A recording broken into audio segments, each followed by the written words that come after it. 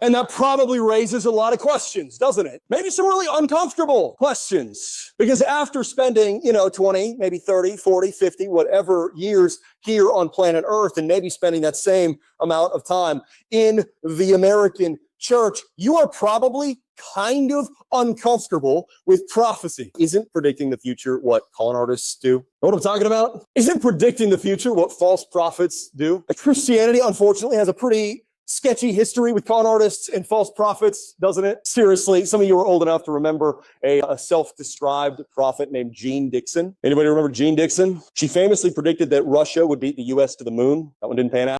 That the Pope would be assassinated. Again, didn't happen unless you're, a conspiracy theorist. And that the world would end in 2020. Now, it kind of seemed like it might end in 2020, but we got through it. It was okay. It's had a bad year, and then we moved on, right? She was 0 for 4 on those predictions. Some of you were old enough to remember another one. Remember a guy named Pat Robertson? I think he passed away. I don't remember. Maybe you know. Pat Robertson seemed to almost specialize in making false predictions. It was almost like he woke up and was like, all right, what can I lie about today? Very specifically, he predicted that the world would end in the fall of 1982. If he had a drop of self-awareness, he would have been super embarrassed on January 1st, 1983.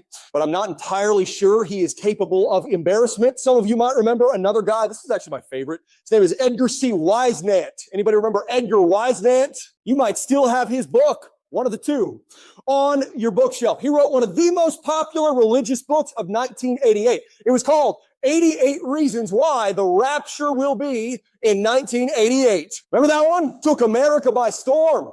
Preachers built whole year-long sermon series off of it to lead up to the rapture. Sunday school classes made it their entire curriculum. Families started stockpiling supplies. I don't know why they were stockpiling supplies. Were they expecting to be left behind? World leaders admitted later to making massive life and history-altering policy decisions based on their expectation that the world was going to end in 1988. World leaders killed people because they thought the rapture was coming in a few months. And then it did not happen. Did Edgar C. Weisnant come out and apologize for falsely predicting